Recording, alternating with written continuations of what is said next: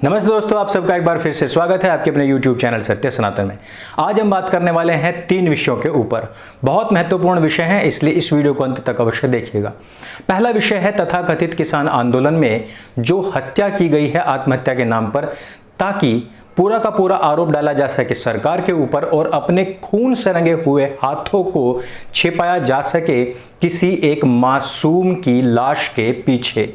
दूसरा मुद्दा, उत्तर प्रदेश सरकार ने अब उस ड्राफ्ट के ऊपर काम करना शुरू कर दिया है जिसको हम कहते हैं जनसंख्या नियंत्रण कानून। तीसरी बात, इसी पर चलते हुए असम के मुख्यमंत्री ने भी अब इस तरीके का ड्राफ्ट तैयार कर लिया है। हालांकि वहां पर जनसंख्या नियंत्रण कानून की बहुत पहले से बात हो रही है, लेकिन सख्त जनसंख्या नियंत्रण कानून की बात अभी तक किसी ने भी नहीं की थी। तो सबसे पहले हम चलते हैं उस खबर के ऊपर जो आई है तथाकथित किसान आंदोलन से, और जो बहुत सारे सवाल खड़े करती है इसके पीछे के उन सभी षड्यंत्रों के बारे में जिनके ऊपर देशवासी सोच नहीं रहे हैं। दोस्तों, आप जरा सोचिए कि जिन लोगों की हत्या, जिनको कि नाम दिया गया था आत्महत्या का, उन लोगों की लाशों पर राजनीति करके अभी तक यही पर्सपेक्टिव लोगों के सामने सौंपा गया कि वो आत्महत्या ही थी, और अभी तक लोग भी यही सोच रहे थे कि वो सब की सब आत्महत्या ही थी, जबकि वो पर्दे के पीछे अगर जाकर के देखा जाए तो वो सब हत्याएं ही हैं। और ये कहां की बात कर रहा हूं, ये है तथाकथित किसान आंदोलन की बात। हमने बहुत सारे ऐसे मौके देखे जहां पर किसानों को जान से मारा गया और नाम दिया गया वहां पर आत्महत्या का, लेकिन सारा का सारा खुलासा करते हुए अभी अंतिम जो कृष्णा नाम के लड़के की हत्या के बाद में खुलासे हो रहे हैं, वहां से हमें पता लगता है कि किस प्रकार से जबरदस्ती पहले कृष्णा नाम के इस व्यक्ति को जबरदस्ती दारू पिलाई गई और फिर उसमें आग लगाई गई और उसकी हत्या कर दी गई। उसके परिवार ने इस बारे में खुलासा किया है, जांच एजेंसियां इस मामले में भी लगी हुई हैं। इससे बहुत ही सीधा संकेत मिलता है और बहुत ज्यादा गुत्थियां ना सुलझाते हुए हम सीधे ये कह सकते हैं कि जब हमारे दुश्मन देश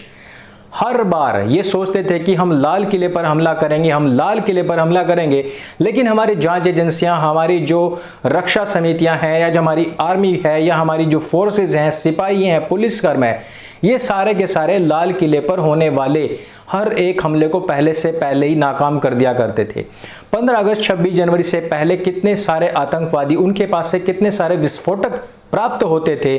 उन सब के पीछे जो हमारी खुफिया एजेंसियां लगी रहती थी उनको पकड़ने के लिए, उन सब ने यह सिद्ध किया था कि भारतवर्ष के जितने भी दुश्मन हैं वो लाल किले पर हमला तो करना चाहते थे,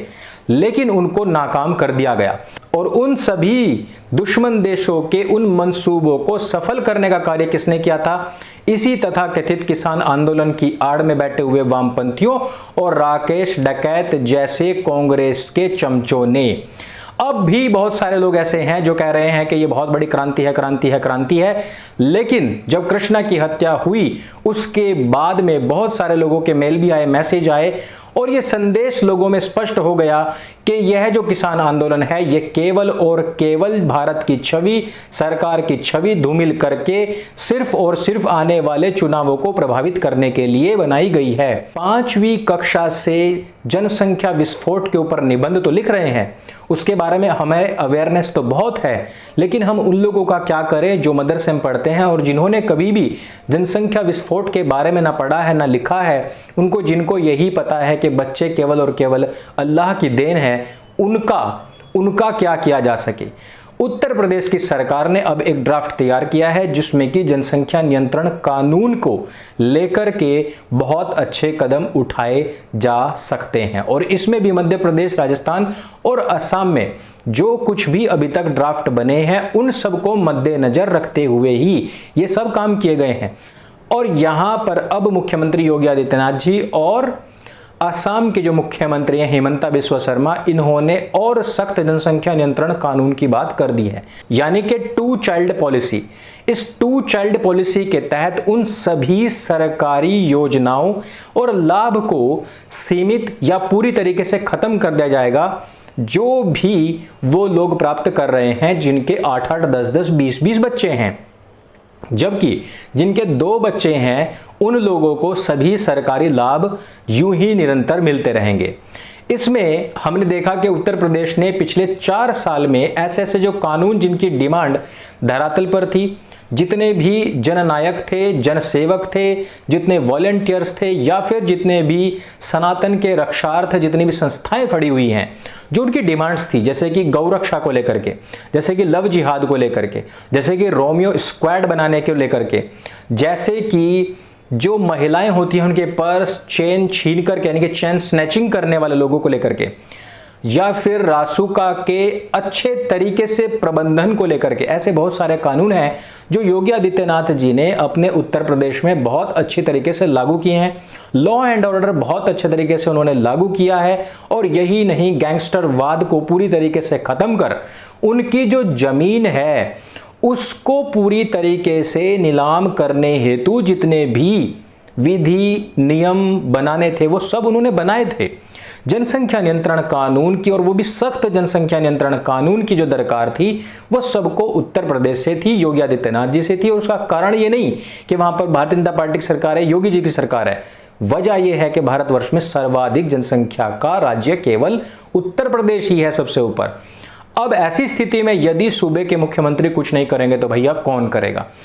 ऐसे समय में मुख्यमंत्री योगी आदित्यनाथ जी ने एक सख्त फैसला लिया है और जिसकी ये शुरुआत भर है। मैं ये नहीं कह दे रहा हूं कि यहां पर 2 से अधिक बच्चे जिनके होंगे उनके वोटिंग राइट्स अभी से छीने जा रहे हैं, लेकिन कहीं ना कहीं इसकी जो भविष्य में नीतियां होंगी वो उसी परिणति को प्राप्त हो, ऐसा हमारा मानना भी है, ऐसी हमारी इच्छाएं भी हैं, ऐसी हमारी मांग भी है कि जिनके 2 से अधिक बच्चे हों उनके वोटिंग राइट्स खत्म किए जाएं, क्योंकि वोटिंग परसेंटेज बढ़ाने के लिए ही ये अल्लाह का नाम लेकर के 20-20 बच्चे पैदा कर लेते हैं। असम में भी इसी तरीके का ड्राफ्ट अभी लाया जा रहा है और अभी सरकार की शुरुआत ही है। ऐसे समय में यदि आने वाले 1 या 1.5 साल में, 2 साल में इस ड्राफ्ट की पूरी तरीके से रचना हो जाए, उसका इंप्लीमेंटेशन हो जाए, तो ये पूरे भारतवर्ष के लिए एक अच्छा उदाहरण बनकर के प्रस्तुत हो सकता है। अब हमेशा की तरह विपक्ष के पेट में तो मरोड़े उठने ही हैं। वही असम में भी हो रहा है, वही उत्तर प्रदेश में भी हो रहा है, वह पहले मध्य प्रदेश में भी हो चुका है और राजस्थान में भी हो रहा है। लेकिन इन सब से ना डरते हुए केवल और केवल सख्त जनसंख्या नियंत्रण कानून की ही तैयारियां हर राज्य को करनी पड़ेंगी, नहीं तो आने वाले समय में भारतवर्ष की ना केवल सत्ता ही विधर्मियों के हाथ में जाएगी बल्कि पूरे विश्व के अंदर सर्वाधिक जनसंख्या भी हमारी हो जाएगी। और उसके बाद में जो सीमित होते हुए स्रोत हैं उनको देखते हुए यहाँ की जनसंख्या कमजोर पड़ेगी और जो आसपास के देश हैं वो इसके ऊपर कब्जा भी आसानी से कर सकते हैं। आज अब अगर आप देखिएगा, सबसे बड़ी लैंड जिन देशों के पास में है उन देशों की जनसंख्या बहुत कम है और जिन लोगों का नंबर ही आता 7वें नंबर पर है वो ही विश्व में दूसरे नंबर पर है। और वहां पर भी धर्मशाला की तरह इनवाइट किया जाता है घुसपैठियों को, देश विरोधियों को। ऐसे समय में हमें समय रहते ही सख्त जनसंख्या नियंत्रण कानून की आवाज उठानी पड़ेगी, सरकारों के ऊपर दबाव बनाना पड़ेगा, सामाजिक संगठनों को घरों से बाहर निकलना पड़ेगा। जब